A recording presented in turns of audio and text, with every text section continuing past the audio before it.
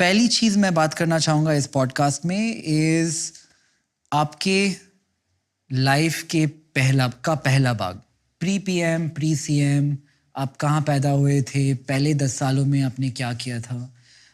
If you can throw some light on the first era of your life.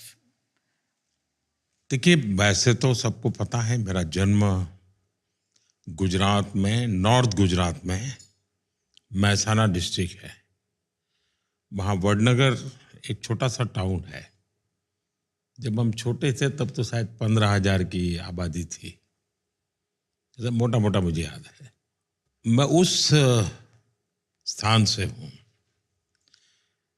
लेकिन तब तो जैसे हर एक का अपना एक गांव होता है, वैसा एक मेरा गांव था. मेरे गांव एक प्रकार से गायकवाड़ी स्टेट था. तो गायकवाड़ स्टेट की एक विशेषता थी, हर गांव में एजुकेशन के प्रति बड़े आग्रही थे. एक तालाब होता था, पोस्ट ऑफिस होती थी, लाइब्रेरी होती थी. ऐसे एक 4-5 चीजें, यानी गायकवाड़ी स्टेट का गांव है तो ये होगा ही होगा, ये उनके व्यवस्था थी. तो मैं वो उस गायकवाड़ी स्टेट की जो प्राइमरी स्कूल बनी हुई थी उसमें ही पढ़ा था. तो मेरे खैर बचपन में वहीं रहा. तालाब था तो स्विमिंग करना सीख गए वहाँ. मेरे परिवार के सबके कपड़े मैं धोता था, तो उसके कारण मुझे तालाब जाने की इजाज़त मिल जाती थी. बाद में वहाँ एक भागवताचार्य नारायणाचार्य हाई स्कूल था, BN हाई स्कूल. वो भी एक प्रकार से चैरिटेबल ही था. वो कोई ऐसा आजकल का जो एजुकेशन की स्थिति है वैसे नहीं थी. तो मेरा वहाँ स्कूली शिक्षा वहाँ पर हुई. उस समय ये 10+2 नहीं था, 11वीं कक्षा हुआ करती थी. मैंने कहीं पढ़ा था कि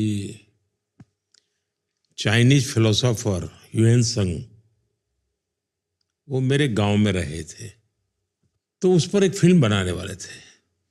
तो मैंने उस समय शायद उनकी यहाँ एम्बेसी को या किसी को चिट्ठी लिखी थी कि भाई आपने कहीं पढ़ा है कि आप ह्यूएन त्संग के लिए फिल्म बना रहे हैं, तो मेरे गांव में वो रहते थे, आप उसको भी जिक्र कहीं करना. ऐसा करके मैंने कुछ प्रयत्न किया था. वो बहुत साल पहले की बात है. उसके पहले मेरे गांव में एक रसिक भाई दवे करके थे. वे कांग्रेस के लीडर थे, थोड़े समाजवादी विचार के भी थे, और मूल वो सौराष्ट्र के थे और मेरे गांव में आकर के बसे थे. वो हम स्कूल को बच्चों को कहते थे कि देखो भाई, तुम कहीं पर भी जाओ और कोई भी पत्थर तुम्हें मिले जिस पर कुछ लिखा हुआ हो या कहीं कुछ उस पर नक्काशी की हुई हो, तो वो पत्थर इकट्ठे करके स्कूल के इस कोने में डाल देना. धीरे धीरे वो बड़ा ढेर हो गया था. लेकिन तब मुझे समझ आया कि उनका इरादा ये था कि बहुत पुरातन गांव है, यहाँ के हर पत्थर में कोई न कोई स्टोरी है. इकट्ठा करो, जब भी कोई व्यक्ति आएगा तो इसको करेगा. शायद वो कल्पना रही होगी. तो मेरा भी ध्यान उस तरफ गया. 2014 में जब मैं प्रधानमंत्री बना तो स्वाभाविक दुनिया के लीडर से कर्टसी कॉल करते हैं.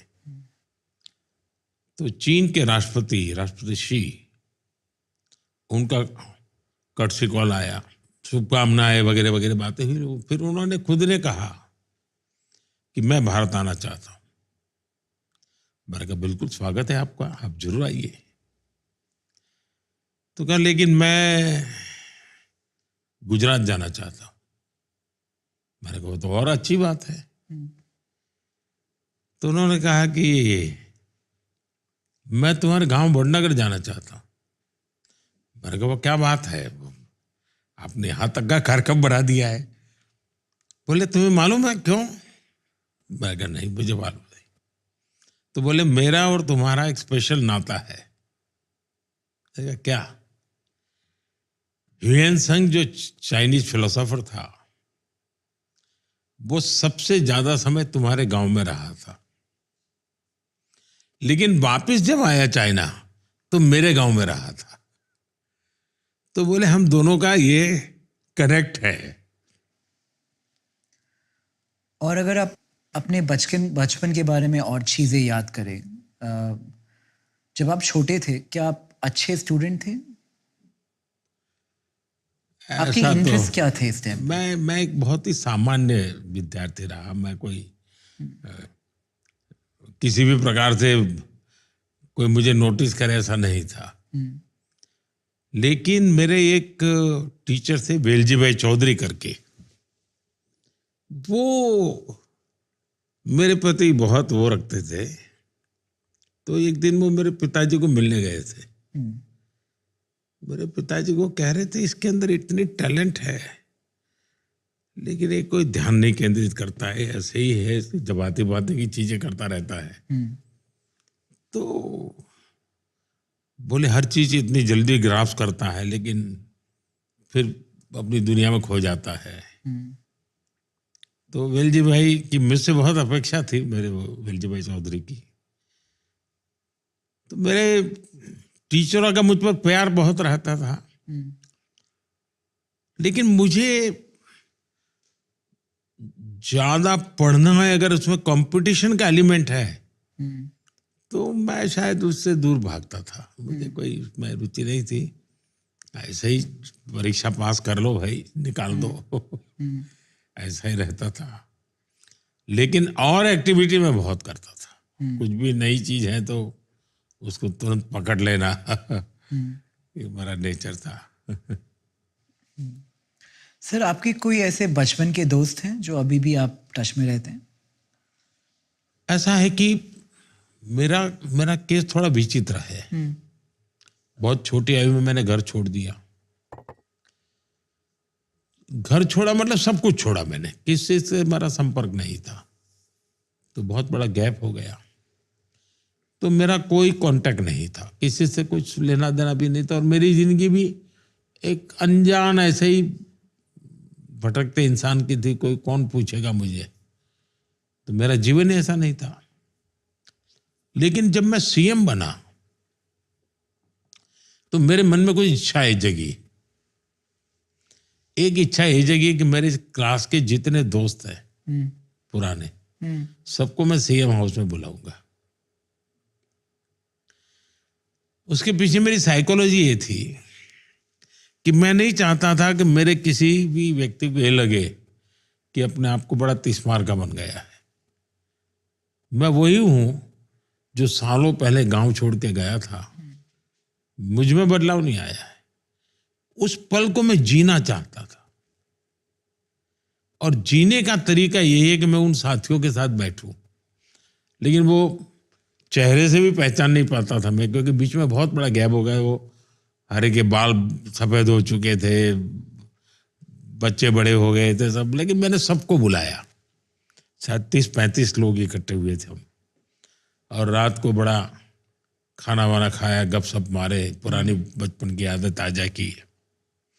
लेकिन मुझे वो बहुत आनंद नहीं आया।